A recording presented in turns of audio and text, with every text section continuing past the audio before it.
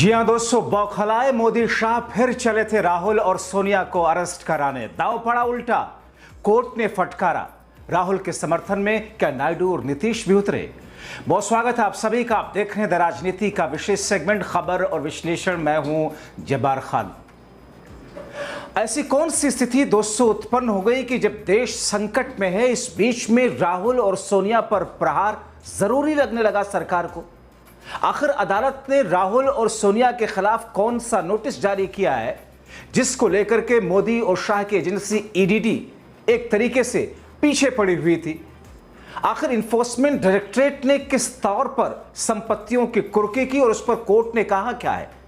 तो क्या इस नोटिस के जारी होने के बाद में मोदी शाह अपनी उस मंशा में कामयाब हो जाएंगे जिसमें राहुल और सोनिया की गिरफ्तारी की बात कही जा रही है?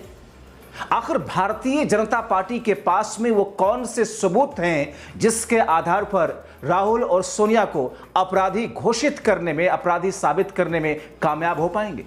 या महज एक सांकेतिक तौर पर राहुल और सोनिया के खिलाफ में भ्रष्टाचार के मामलों का नैरेटिव गढ़ के जनता के बीच में छवि डैमेज करने की कोशिश भी है?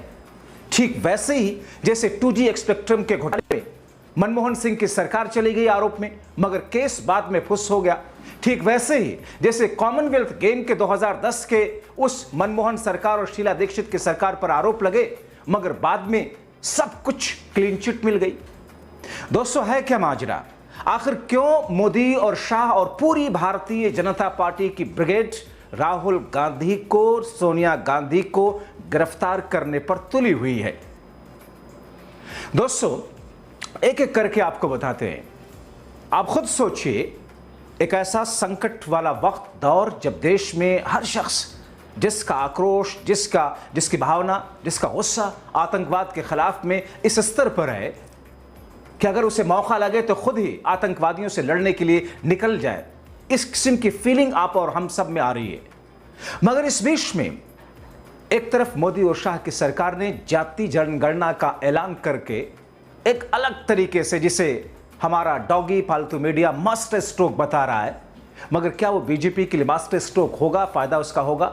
मैं आपको बता चुका हूं, पिछला वीडियो मेरा देख सकते हैं, कितना नुकसान बीजेपी को होगा। मगर अब राहुल और सोनिया की गिरफ्तारी क्यों कराना चाहती है, आपको बताते हैं विस्तार से दोस्तों। मगर उससे पहले अदालती कार्रवाई को बता दें। नेशनल हेराल्ड मामले में दिल्ली के राउज एवेन्यू कोर्ट ने सोनिया गांधी और राहुल गांधी को नोटिस आखिरकार जारी कर दिया, जिसके लिए पिछली सुनवाई में ईडी अदालत से लड़ रही थी कि साहब देर हो जाएगा, जल्दी कीजिए, नोटिस जारी कीजिए। मगर अदालत ने कहा कि आप यहां पर भाषणबाजी मत करें। स्पेशल जज हैं विशाल गोगने, कहते हैं कि किसी भी स्तर पर बात सुने जाने का अधिकार निष्पक्ष सुनवाई में जान फूंकता है। और अब 8 मई को मामले की अगली सुनवाई होगी, यानी कि जब 5 मई को वक्फ कानून पर सुनवाई शुरू होगी, उसके महज 2 दिन के बाद। आपको बताएं कि 25 अप्रैल को कोर्ट ने ईडी से पूछा था कि चार्जशीट में से कुछ डॉक्यूमेंट्स गायब क्यों हैं। दरअसल तब मोदी और शाह की एजेंसी ईडी ये कह रही थी कि साहब नोटिस जारी कीजिए, अभी जारी कीजिए, मामला लटकेगा, बहुत देरी हो जाएगी। तो अदालत ने पूछा साहब इसमें डॉक्यूमेंट्स गायब क्यों हैं? और उसी 25 अप्रैल को कोर्ट ने सोनिया गांधी, राहुल गांधी को नोटिस जारी करने से इनकार कर दिया था। साफ लफ्जों में कोर्ट ने कहा था आरोपियों का पक्ष सुने बिना हम नोटिस जारी नहीं कर सकते, कतई नहीं। दरअसल स्पेशल जज है विशाल गोग ने ईडी की याचिका पर 25 अप्रैल को पहली सुनवाई की थी। उन्होंने कहा कि ईडी की चार्जशीट में जो डॉक्यूमेंट गायब हैं उनको लेकर के आए ईडी, और इसके बाद में हम देखेंगे। तब ईडी ने कोर्ट से कहा था साहब हमारी तरफ से कुछ भी छिपाया नहीं जा रहा, संज्ञान लिए जाने से पहले उन्हें अपनी बात रखने का मौका दिया जा रहा है। हम नहीं चाहते कि आदेश जारी करने में ज्यादा वक्त लगे, इसलिए कोर्ट को नोटिस जारी कर ही देना चाहिए। पर जज ने कहा कि जब तक कोर्ट इस बात से संतुष्ट नहीं हो जाता, उस वक्त कहा था नोटिस की जरूरत नहीं है, हम कोई आदेश पारित नहीं कर सकते। आदेश जारी करने से पहले यह देखना होता है कि उसमें कोई कमी है या नहीं। मगर दोस्तों, एक हैरानी वाली बात आपको बताते हैं। कमी ऐसा होता है चूंकि मामला राहुल और सोनिया के खिलाफ अगर कोई ऐसी चीज होती है जिसमें इनको अगर बड़ा झटका लगता है या अगर ये बैकफुट पर जाते हैं, इनको नुकसान पहुंचता है, सत्ता पक्ष के लिए इससे बड़े जश्न की कोई बात नहीं हो सकती। क्योंकि आपने देखा राहुल के तेवर, राहुल की मेहनत, राहुल की निडरता, राहुल का अंदाज, राहुल का डेडिकेशन किस तौर पर जाति जनगणना को ऐलान करने के लिए मोदी शाह को मजबूर कर गया। अब दोस्तों, हैरानी वाली बात क्या है, जो मैं बता रहा था कि चार्जशीट से पहले ही क्या किया ईडी ने, चार्जशीट से पहले ही प्रॉपर्टी जब्त करने की कार्रवाई कर दी गई। 12 अप्रैल पिछले महीने 2025 जांच के दौरान कुर्क संपत्तियों को जब्त करने की कार्रवाई कर दी गई। ईडी ने दिल्ली के हेराल्ड हाउस, यानी कि आप जाएंगे अगर दिल्ली पर बहादुर शाह जफर रोड है 5A, बहादुर शाह जफर रोड दिल्ली का, मुंबई का बांद्रा ईस्ट, लखनऊ के विश्वेश्वर नाथ रोड स्थित एजीएल की बिल्डिंग पर नोटिस चिपका कर दिए गए। 661 करोड़ की इन अचल संपत्तियों के अलावा एजीएल के 90.2 करोड़ रुपयों के शेयरों को ईडी ने नवंबर 2023 में अपराध की आय को सुरक्षित करने, आरोपी को इसे नष्ट करने से रोकने के लिए पहले ही कुर्क कर दिया था। अंदाजा लगाइए तेवर क्या है अंदर से किस किस्म की तैयारी है, प्लानिंग क्या है, रणनीति क्या है। और दोस्तों, उस वक्त कांग्रेस ने मोदी शाह पर प्रहार करते हुए तभी कहा था कि यह सब कुछ बदले की राजनीति से किया जा रहा है। बीजेपी तभी धमकी देते हुए कह रही थी कि साहब खामियाजा भुगतना पड़ेगा। दोस्तों, कांग्रेस ने इसे बदले की राजनीति बताते हुए जिस अंदाज में प्रहार किया था, मैं जयराम रमेश का एक पोस्ट आपको बताता हूं। उन्होंने लिखा था, नेशनल हेराल्ड की संपत्ति जब्त करना कानून के शासन का मुखौटा पहने हुए राज्य प्रायोजित अपराध है। राज्य प्रायोजित अपराध यानी कि स्टेट स्पॉन्सर्ड क्राइम है। सोनिया गांधी, राहुल गांधी और कुछ अन्य लोगों के खिलाफ चार्जशीट दाखिल करना प्रधानमंत्री और गृह मंत्री की ओर से बदले की राजनीति और धमकी के अलावा कुछ नहीं। हालांकि कांग्रेस और उसका नेतृत्व चुप नहीं रहेगा। एंड में उन्होंने लिखा आखिर में, सत्यमेव जयते। दोस्तों, आपको बताएं कि ईडी ने कांग्रेस के नेशनल हेराल्ड अखबार और एसोसिएट जर्नल यानी कि एजीएल, एसोसिएट जर्नल लिमिटेड से जुड़ा मनी लॉन्ड्रिंग केस में 9 अप्रैल को पहली चार्जशीट दाखिल की। सोनिया गांधी, राहुल गांधी, सम पित्रोदा, सुमन दुबे को आरोपी बनाया गया। ईडी के जरिए कांग्रेस के नेशनल हेराल्ड अखबार, एसोसिएट जर्नल्स लिमिटेड से जुड़े मनी लॉन्ड्रिंग केस में उस वक्त जो चार्जशीट दाखिल की गई उस पर खूब हंगामा हुआ, जिसमें सोनिया, राहुल, सैम पित्रोदा वगैरह का नाम शामिल था। सुनवाई 25 अप्रैल को हुई। दिल्ली का राउज एवेन्यू कोर्ट अदालत ने ईडी के मामले की केस डायरी भी मांगी। 2012 में दरअसल बीजेपी नेता, कहां से मामला शुरू हुआ दोस्तों, आप जानेंगे पीछे तो फिर आप देखेंगे कि इसके पीछे स्थिति है क्या। साल 2012 ये वही साल है जो देश के इतिहास में बहुत महत्वपूर्ण एक टर्निंग पॉइंट है। साल 2012, जैसे कि 90 के दशक में मंडल कमीशन की रिपोर्ट को वीपी सिंह की सरकार ने लागू किया था। 77 में इंदिरा गांधी को किस तरह से हराया जनता पार्टी ने। साल 2012 देश में कुछ जहां महत्वपूर्ण तिथियां हैं, खासतौर पर कांग्रेस के खिलाफ। 77 आप मान सकते हैं, 1989 आप मान सकते हैं। खैर, नेगेटिव तौर पे साल 2012 में बीजेपी के नेता हैं डॉक्टर सुब्रमण्यम स्वामी, वही बीजेपी के नेता जो अटल बिहारी को लेकर के क्या कुछ कैसी कैसी बातें करते हैं। अगर कोई और बोल दे जेल में सड़ रहा हो। मोदी को लेकर के जो कुछ बोल रहे हैं, कोई और बोल दे तिहाड़ जेल नहीं, काला पानी नहीं, न जाने कितने जन्म का उनको फांसी की सजा हो जाए। तो दरअसल ये वो डॉक्टर सुब्रमण्यम स्वामी है जिन्होंने खुल करके जो कहते थे, अरे वित्त मंत्री बना दिया मोदी ने, अरुण जेटली को कुछ इकोनॉमी आती ही नहीं। मनमोहन सिंह ही सिर्फ ऐसे थे वित्त मंत्री थे जिनको इकोनॉमी आती थी। प्रधानमंत्री को लेकर क्या कुछ अनाप शनाप नहीं बकते हैं, वो नहीं बोलते हैं वो। खैर, उस पर मोदी और शाह के न जाने कौन से ऐसे नस दबी हुई है जिस पर वो खामोश रहते हैं, कोई कार्रवाई नहीं की गई। और वो कहते हैं खुल करके कि ये लोग मुझ पर कार्रवाई नहीं कर सकते क्योंकि ये कायर है और जहां से ये संचालित होते हैं वहां मेरी भी पहुंच है, वो सीधे ऐसा कहते हैं। खैर, यही डॉक्टर सुब्रमण्यम स्वामी है जो साल 2012 में, ये वही दौर था जब डॉक्टर मनमोहन सिंह की सरकार, यूपीए सरकार के खिलाफ में देश में एक ऐसा नैरेटिव गढ़ा जा रहा था जिसके बाद में स्वामी रामदेव मूवमेंट करने के लिए दिल्ली पहुंच गए। ये और बात है कि रात के अंधेरे में वो स्वामी रामदेव जो बिना सिला हुआ कपड़ा पहनते थे, एक महिला का सूट पहन करके भाग गए थे। आपको याद होगा तस्वीरें। मैं उस घटना को मैं खबर कर रहा था उस वक्त, इत्तेफाक से आधी रात के आसपास का वक्त था। खैर, उसके बाद में लाए गए कौन? लाए गए अरविंद केजरीवाल, अन्ना हजारे। संघ का पूरा सपोर्ट, बीजेपी का पूरा सपोर्ट रहा। देश में एक ऐसा माहौल बना, हमें भी लगा था कि शायद ये कुछ जेपी मूवमेंट जैसा हो रहा है। ये वही दौर था जब सोनिया और राहुल गांधी के खिलाफ में डॉक्टर सुब्रमण्यम स्वामी ने आरोप लगाया और उनकी सहयोगी कंपनियों से जुड़े लोगों के खिलाफ इस मामले में शिकायत की। ईडी की चार्जशीट के विरोध में कांग्रेस ने, और उस शिकायत के बाद में किस तौर पर इस पर पूरा हंगामा होता रहा, यहां तक कि एक बार दोनों को जमानत तक लेनी पड़ी।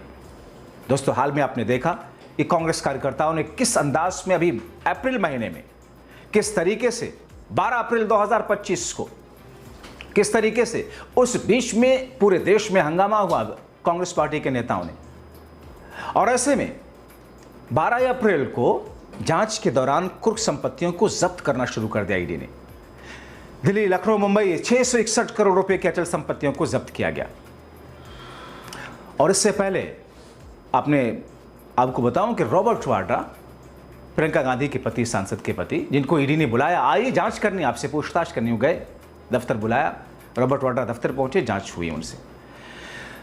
और अब दोस्तों, राहुल और सोनिया को नोटिस जारी कर दिया गया है, जिसके विरोध में कांग्रेस पार्टी का हल्ला बोल हो रहा है। कहा जा रहा है देश की प्राथमिकताओं को दरकिनार करके मोदी, शाह, राहुल और सोनिया के पीछे पड़े हैं। कई सारे राजनीतिक जानकार भी इस भाषा को बोल रहे हैं। सच क्या है? आप भी देश के नागरिक हैं, आपको भी जानना चाहिए। उसके लिए जरूरी है कि आप सच्ची खबरों को देखें। डॉगी पालतू मीडिया के उन खबरों के स्लॉट में जो चीजें परोसी जाती हैं, आप जानते हैं उसे। खैर दोस्तों, जल्दी से आपको बताता चलो कि नेशनल हेराल्ड केस आखिर है क्या, जिसका ढिढोरा पीटते हुए बीजेपी का पूरा अमला राहुल और सोनिया के पीछे पड़ा है। बीजेपी के नेता सुब्रमण्यम स्वामी, जिसका मैं जिक्र कर रहा था, जिनका 2012 में दिल्ली के पटियाला हाउस कोर्ट में एक याचिका दाखिल की, और उस वक्त भी मैंने इस पूरी कार्रवाई को कवर किया था बतौर रिपोर्टर। सोनिया गांधी, राहुल गांधी, कांग्रेस के ही मोतीलाल वोरा, ऑस्कर फर्नांडिस, सैम पित्रोदा, सुमन दुबे पर घाटे में चल रहे नेशनल हेराल्ड अखबार को धोखाधड़ी और पैसों की हेराफेरी के जरिए हड़पने का आरोप लगाया। इन पर यह सब आरोप लगाया। और ये नेशनल हेराल्ड केस क्या है दोस्तों, आप जानते हैं, बताऊंगा आखिर में। उनके आरोपों के मुताबिक कांग्रेसी नेताओं ने नेशनल हेराल्ड की संपत्तियों पर कब्जे के लिए यंग इंडिया लिमिटेड ऑर्गेनाइजेशन बनाया। उसके जरिए नेशनल हेराल्ड का प्रकाशन करने वाली एसोसिएट जर्नल्स लिमिटेड का अवैध अधिग्रहण कर लिया। बीजेपी नेता सुब्रमण्यम स्वामी का आरोप था कि ऐसा दिल्ली के बहादुर शाह जफर मार्ग स्थित हेराल्ड केस हाउस की 2000 करोड़ रुपए की बिल्डिंग पर कब्जा करने के लिए किया गया था। तथ्य नहीं थे कुछ, आरोप पहले लगा। बीजेपी नेता स्वामी ने 2000 करोड़ रुपयों की कंपनी को केवल 50 लाख रुपए में खरीदे जाने को लेकर के सोनिया, राहुल गांधी समेत केस से जुड़े कांग्रेस के अन्य वरिष्ठ नेताओं के खिलाफ आपराधिक मुकदमा चलाने की उस वक्त मांग की। ठीक वैसे ही दोस्तों, जैसे अयोध्या में राम मंदिर बनने के वक्त में जो जमीनें अधिग्रहण की गई या खरीदी गई, कैसे वो जमीन अचानक, कुछ करोड़ की जमीन अचानक 100 गुना ज्यादा कीमत पर एक ही दिन में वो जमीन ट्रस्ट से जुड़े हुए कुछ कथित लोगों ने किसी और को भिजवाई और उससे अचानक 1000 गुना ज्यादा कीमत पर खरीद ली गई। कहा गया कि साहब बड़ा भ्रष्टाचार इन्होंने किया, राम मंदिर तक जैसे शुभ कार्य में भी इन्होंने जमीन का घोटाला कर दिया। तो घोटाला उधर हुआ नहीं हुआ, सामने आपकी चीजें नहीं आ सकी, सरकार ने नहीं आने दिया। सच क्या अब तक कोई नहीं जानता। मगर दोस्तों, सुब्रमण्यम स्वामी ने कहा कि साहब ऐसा करके दरअसल सस्ते में खरीद लिया गया इतनी बड़ी संपत्ति को। साल 2014 का वक्त आया जब मनमोहन सिंह की सरकार जा चुकी थी, देश के महापुरुष नरेंद्र मोदी प्रधानमंत्री की कुर्सी पर बैठ चुके थे, पाकिस्तान को न्योता दे चुके थे अपने उस शपथ ग्रहण समारोह में, जिस पाकिस्तान से दूरी बनाने की बात करते हैं ना। और ये घटना उस वक्त के पहले की जब अचानक प्रधानमंत्री मोदी जी चले गए थे नवाज शरीफ के घर पाकिस्तान में बिना किसी शेड्यूल के बिरयानी खाने के लिए, आरोप है। उससे पहले अपने शपथ ग्रहण समारोह में उन्होंने पाकिस्तान के नवाज शरीफ को भी बुला लिया था। और यही वो वक्त था, जून 2014 में अदालत ने राहुल, सोनिया समेत अन्य आरोपियों के खिलाफ समन जारी कर दिया। 2014 में ईडी ने इस मामले में एक्शन लेते हुए मनी लॉन्ड्रिंग का केस दर्ज किया। 2015 में दिल्ली के पटियाला हाउस कोर्ट ने सोनिया, राहुल समेत सभी आरोपियों को जमानत दे दी। यह मामला तब से खिंचा आ रहा है, चला आ रहा है, और इसको लेकर के वो ईडी, वो सीबीआई, वो एजेंसियां जिस पर आप आंख बंद करके एक झटके में कहते हैं कि साहब जो सत्ता पक्ष की तरफ है उनके लिए एजेंसियां एक तरीके से वरदान है, एक तरीके से उनके सपोर्ट में खड़ी रहती हैं, और जो सत्ता पक्ष के खिलाफ है उनके लिए एजेंसियां ठीक वैसे ही हैं जैसे पेट्रोल के लिए आग। तो वैसी स्थिति में अब जबकि जारी हो चुका है नोटिस, क्या होगा आगे? लेकिन कांग्रेस से कह रही बदले की भावना की राजनीति नहीं चलेगी, झुकना पड़ेगा मोदी शाह की सरकार को, क्योंकि अदालत में वही हो रहा जो ईडी जिस अंदाज में, जिस तरीके से वहां पर अपनी बात रखते हुए जिस तरीके से केस की पैरवी कर रही है। दोस्तों, आप कहेंगे कि अदालत का नोटिस है, बिल्कुल अदालत का है। अदालतें फैसला तथ्यों की बुनियाद पर देती हैं, लेकिन अदालतों के फैसले में सरकार और एजेंसियों का बहुत बड़ा हाथ होता है, अक्सर के मामले में, सब में नहीं। क्योंकि अगर जो एजेंसी आपके खिलाफ, पुलिस है, कोई और एजेंसी है, आपके खिलाफ अदालत में है, अगर वही आपके साथ सेटलमेंट कर ले, पीछे हट जाए, तो आपके खिलाफ सबूत ही नहीं पेश होगा। आपके खिलाफ कोर्ट कहेगा एजेंसी को डांट लगाते हुए कि आपने फालतू में चीज़ों वक्त बर्बाद किया, सबूत पेश नहीं कर सके, हम बरी करते हैं। तो बहुत कुछ निर्भर करता है सरकार पर इंसाफ के मामले में भी। तो ईडी इस वक्त पूरी जोर आजमाइश कर रही है राहुल और सोनिया के खिलाफ में किसी तरीके से बीजेपी की मंशा पूरी हो। कथित तौर पर यही कहा जा रहा, आरोप ही लगा जा रहा। आप क्या सोचते हैं? अपनी राय कमेंट बॉक्स में ज़रूर लिखें। फिलहाल अभी के लिए इतना ही।